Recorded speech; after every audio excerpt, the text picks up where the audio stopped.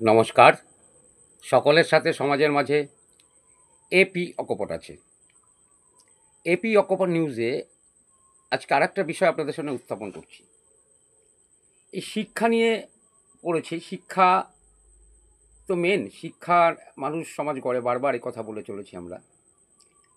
এই রাজ্যে বা গত 1 সেপ্টেম্বর সুপ্রিম কোর্টে একটা রায়ের ফলে গোটা দেশে প্রথম শ্রেণী মানে ক্লাস 1 থেকে ক্লাস 8 পর্যন্ত যে সমস্ত শিক্ষকেরা, টিচাররা যারা শিক্ষকতা করান, যাদের টেট বা যেটা টিচার্স এডুকেশনের যে ডিগ্রিটা বা যে কোর্সটা না করা থাকে, তাহলে তাদের চাকরি চলে যাবে। এই বিষয়েই আমরা পুরো বিষয়টা জানবো, শুনবো এবং আপনাদের সামনে তুলে ধরছি। সংগ্রামী যৌথ মঞ্চের অন্যতম আহ্বায়ক ভাস্কর ঘোষ মহাশয় তিনি কি বললেন, এবং শুধু তাই নয়, এই রাজ্যের এই সমস্ত শিক্ষকদের জন্য উনি শিক্ষা সচিব এবং শিক্ষামন্ত্রীর কাছে কেন সময় চাইলেন এবং তাদের সাথে কথা বলতে চাইছেন।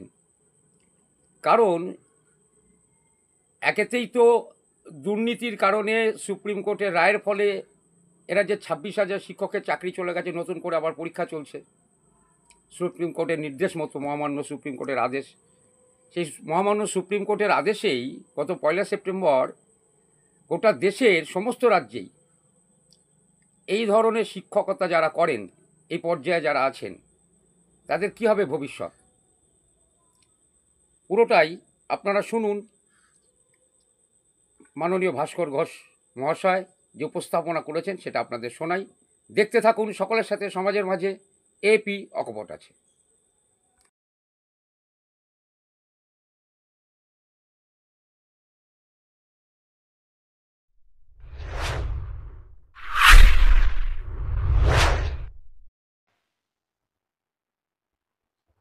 নমস্কার।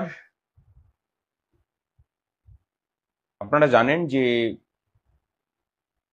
গত 1 সেপ্টেম্বর 2025 সালে সুপ্রিম কোর্ট একটা রায় ঘোষণা করে, যে রায়ে বলা হয় যে সারা দেশ জুড়ে যেসব শিক্ষক শিক্ষিকারা প্রথম শ্রেণী থেকে অষ্টম শ্রেণী পর্যন্ত ছাত্রছাত্রীদের পড়ানোর জন্য নিযুক্ত হয়েছেন, তারা যে সালেরই হোক না কেন,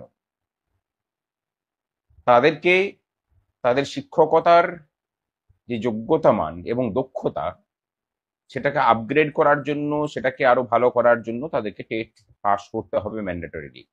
এবং সেটা আগামী 2 বছর, অর্থাৎ 1 সেপ্টেম্বর 2025 থেকে 2 বছর সময়সীমার মধ্যে সেই কাজটি কমপ্লিট করতে হবে। অন্যথায় চাকরি থেকে বরখাস্ত হবে অথবা ভলেন্টারি রিটায়ারমেন্ট দিতে হবে সকলকেই। আর এই চাকরি থেকে বরখাস্ত হওয়ার পরবর্তী ক্ষেত্রে আপনার বৃত্তিগত বা পেশাগত যেসব আর্থিক সুযোগ সুবিধা, সেই বিষয়গুলো রাজ্য সরকারের হাতে ন্যস্ত করা হয়েছে। এর মধ্যে আরো অনেক বিষয় আছে, প্রায় 110 পাতার রায়, আমি এত ডিটেলসে যাচ্ছি না।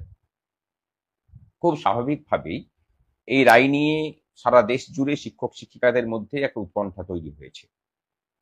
এটা খুব স্বাভাবিকও বটে। সেই উৎকণ্ঠার জায়গা থেকেই আমরা তারপর থেকেই কাজকর্ম শুরু করি। আমাদের যে আইনজীবীদের প্যানেল আছে, আমাদের যে সংগঠনের যেসব টিম আছে, আইনি টিম, তারা তখন সেটাকে বসে সমস্ত কিছুটা ঠিকঠাক করে। আমরা ঠিক করি যে এটা দুটো পদ্ধতি আছে। এক, আমরা প্রাথমিকভাবে যেটা দেখেছি যে এনসিটির একটা ভুল সাবমিশন, সেটার জন্য এই রায়টা এরকম ধরনের হয়েছে। এই রায়ের মধ্যে বেশ কিছু লুপহোলস আছে যেগুলোকে আমরা ঠিকঠাক করতে চাই। একটা পদ্ধতি যেটা কেন্দ্রীয় সরকার বা এনসিটির কাছে আইনগতভাবে তুলে ধরা, যে তারা কোথায় ভুলটা করেছে, সেই ভুল ইচ্ছাকৃত কি অনিচ্ছাকৃত আমরা জানি না, কিন্তু এটা যে শিক্ষাক্ষেত্রে এবং শিক্ষক মহলে একটা বড় অনিশ্চয়তার সামনে দাঁড় করিয়েছে, এটা নিয়ে বলার অপেক্ষা রাখে না। শিক্ষকরাই যদি অনিশ্চিত হয়ে পড়েন নিজেদের বিষয়ে, তাহলে শিক্ষাক্ষেত্রে শিক্ষাদানের ক্ষেত্রে তার মারাত্মক প্রভাব পড়ে। এটা আমরা বারবার করে দেখছি, সেটা পশ্চিমবঙ্গে কিন্তু বারবার করে হচ্ছে। সারা দেশের সাথে পশ্চিমবঙ্গের ছবি কিন্তু তফাৎ আছে। এখানে আরেকটা বিষয় উল্লেখ করি, সারা দেশের যেসব রাজ্য সরকার আছে বা কেন্দ্র সরকার বলুন, শিক্ষকদের প্রতি তাদের যে দৃষ্টিভঙ্গি তার সাথে কিন্তু পশ্চিমবঙ্গে সরকারের শিক্ষকদের সাথে সরকারের দৃষ্টিভঙ্গির অনেক তফাৎ। এখানে শিক্ষকদের প্রতি সরকারের যে হস্টিলিটি প্রতি মুহূর্তে প্রকাশিত হয়, বাক্য বাণে বলুন, ব্যবহারে বলুন, এটা অন্যান্য রাজ্যে আমরা কল্পনা করতে পারি না। তাই অন্যান্য রাজ্য এই রায় বেরোনোর পর থেকে বিভিন্ন রকমের মেজার্স নিতে শুরু করেছে, নিচ্ছেও। আমরা এটার বিষয়ে কতগুলো বিষয় ঠিক করেছি, যেমন গতকালকে আমাদের পক্ষ থেকে একটা টিম গিয়ে বিকাশ ভবনে মানে শিক্ষামন্ত্রীর সাক্ষাৎ এবং শিক্ষা সচিবের সাক্ষাৎ চেয়ে এসেছে। একটা কথা বলে রাখি যে বিগত 5 বছর ধরে শিক্ষামন্ত্রীর সাক্ষাৎকার চেয়ে অন্তত পক্ষে 50 বার চিঠি দিলেও তার সময় হয়ে ওঠেনি। জানি না আমাদের মুখোমুখি হতে এত কিসের ভয়। যাই হোক, আমরা দিয়ে এসেছি, আমরা কর্তব্য পালন করেছি। আগামীকালকে কেন্দ্রীয় শিক্ষা প্রতিমন্ত্রীর সাথে আমাদের সাক্ষাৎকার আছে, সেখানে আমরা আমাদের বিষয়টা তুলে ধরবো। আশা করি তারাও ব্যবস্থা নেবেন এবং এরপরে আমরা, যেহেতু শিক্ষামন্ত্রীর সাথে যদি দেখা না হয়, তাহলে এই রাজ্যের বিরোধী দলনেতার সাথে দেখা করেও আমরা কেন্দ্র সরকারকে আমাদের রাজ্যের শিক্ষকদের এই যে উদ্বেগের বিষয় সেটাকে তুলে ধরবো। এটা গেল একটা দিক। আর একটা দিক, সারা ভারতবর্ষের যেসব কর্মচারী শিক্ষক সংগঠন আছেন, সে তাদের সাথে যোগসাজশ করে ঐক্যবদ্ধভাবে এনসিটির কাছে গিয়ে ডেপুটেশন দেওয়া এবং তাদের ভুলগুলোকে ধরিয়ে দেওয়া, যে তারা যদি সংশোধন করতে পারে। এবং তৃতীয় আর একটা দিক, আইনগতভাবে এই রায়কে সংশোধন করানোর প্রচেষ্টা করা, যার কাজ চলছে। আমরা এতদিন থেকে চালাচ্ছিলাম, আপনারা অনেকেই ভাবছিলেন বোধহয় আমরা কি করছি, কেন এখনো পর্যন্ত চুপচাপ করে বসে আছি। অনেকে বিভিন্ন রকম বলছেন যে নিশ্চিত থাকুন, এই রাজ্য সরকার এই করবে ওই করবে। হ্যাঁ, রাজ্য সরকার একদমই ঠিক করবে, ঠিকই বলেছেন। 26,000-এর ক্ষেত্রেও করেছে। তাদের নিজেদের যা ভূমিকা, plan A B C D E F একদম এক্স পর্যন্ত, সেগুলোকে করে দেখিয়ে দিয়েছেন। আপনাদের ক্ষেত্রেও করবে। আপনারা সেই আশা ভরসা নিয়ে রাজ্য সরকারের উপরে থাকুন। আমরা এতটা বিশ্বাস ভরসাই সরকারটাকে করি না। এই যে রায়টা হয়েছে, আমাদের মতে যে এই রায়টা এই সরকারের কাছে অন্তত পড়ে পাওয়া 14 আনার মতো। পারলে পরে এরা এই ভোটের আগেই পরীক্ষা নিয়ে শিক্ষকদেরকে ভয়ের মধ্যে রেখে কোশ্চেন বিক্রি করে নিজেদের ভোটের খরচাটা তারা তুলে নেবে। সেই জায়গা থেকে বের করে নিয়ে আসার জন্যই আমরা আইনি পদক্ষেপ নিতে চলেছি। এবং আমাদের যা আলোচনা হয়েছিল, আমাদের যা নোটশিট তৈরি হয়েছে, সে সমস্ত কিছু আমরা গোপাল সুব্রমণিয়াম জির কাছে পাঠিয়ে দিয়েছিলাম। আপনারা সকলেই জানেন যে আমাদের ডিএ কেসটাকে কিভাবে মোড় ঘুরিয়েছেন উনি। এক্ষেত্রে উনি জাজমেন্টটা পড়ে, আমাদের নোটশিট পড়ে আগামীকালকে 5টার সময় আমাদেরকে সময় দিয়েছেন, ওনার সাথে কনফারেন্স হবে, এই মামলার বিষয়ক বিশদ আলোচনা হবে। আমাদের আইনজীবীদের টিম ওখানে গেছে, আমরা অনলাইনে এখান থেকে থাকবো, অন্য কাজ থাকার জন্য আমরা যেতে পারিনি। এবং ওনার পরামর্শ মতো বাকি কাজটা আমরা করব। নিশ্চিত থাকুন, মনে হয় যে এই রায়কে সংশোধন করাতে পারবো। এরপর বাকিটা আমাদের প্রচেষ্টা এবং আপনাদের সহযোগিতা।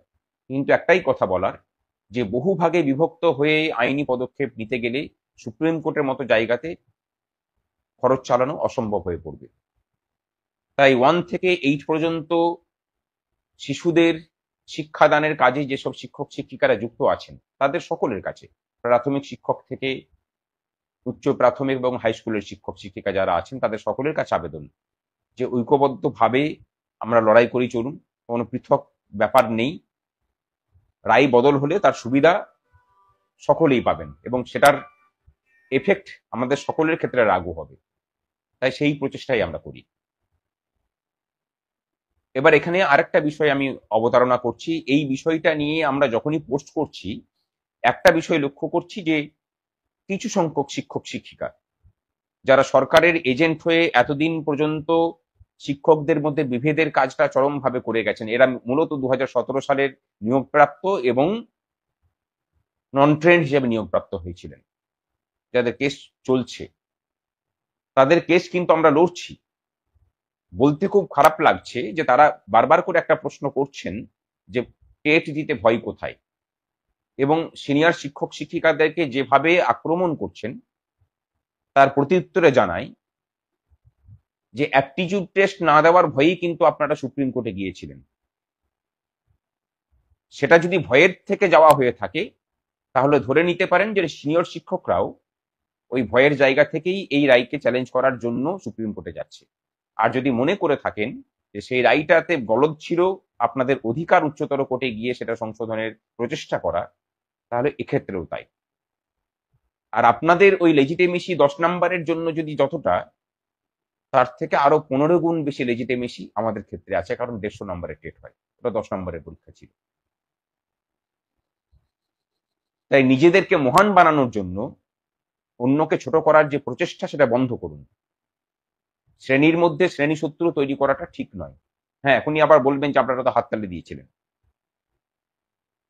একটা কথা বলি, যে হাততালি দেওয়ার যে দর্শক কুল ছিল সেখানে আপনারাও ছিলেন, এবং তারপর আমরা বলেও ছিলাম যে যে বক্তব্যের পরিপ্রেক্ষিতে ওই হাততালি হয়েছিল সেখানে সমস্ত স্তরের কর্মচারীরা ছিলেন, তার সাথে আমরা সহমত নই, আমরা নিন্দা করছি তার। তারপরেও আপনাদের সেই যে বিষোদ্গার সেটা বন্ধ হয়নি। আরেকটা কথা আসি, কথায় কথায় আইনজীবীদেরকে গাল দেওয়া এবং আইনজীবীদেরকে ওই দলে বিভক্ত করে দেওয়া, এই দলে বিভক্ত করে দেওয়া। একটা কথা জানিয়ে রাখি, ডিএ কেসের সুবিধা আপনারা সহ এই রাজ্যের প্রায় 15 লক্ষ কর্মচারী পেনশনার তার স্বার্থ জড়িত। এই ডিএ কেসের বিরোধিতা যারা করেছিলেন আইনগতভাবে, আমরা কিন্তু এভাবে দেখি না আইনজীবীকে টাকা দিলে তিনি মামলা লড়েন, কারো কেনা গোলাম নন, কিন্তু সেটা আপনাদের দৃষ্টিভঙ্গি। মুকুল রোহতগিজি আপনারা নিয়ে চাকরি বাঁচাতে গিয়েছিলেন, তাহলে কি আপনারা বাকি শিক্ষক মানে কর্মচারী পেনশনারদের শত্রু হিসেবে প্রতিপন্ন হবেন? বাকি কর্মচারী পেনশনাররা কিন্তু সেভাবে দেখেন না বিষয়টাকে, আপনারা দেখেন। এইগুলোকে বন্ধ করুন।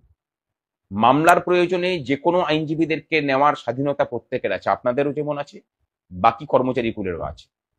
এইসব ক্ষুদ্রতাকে বাদ দিয়ে যে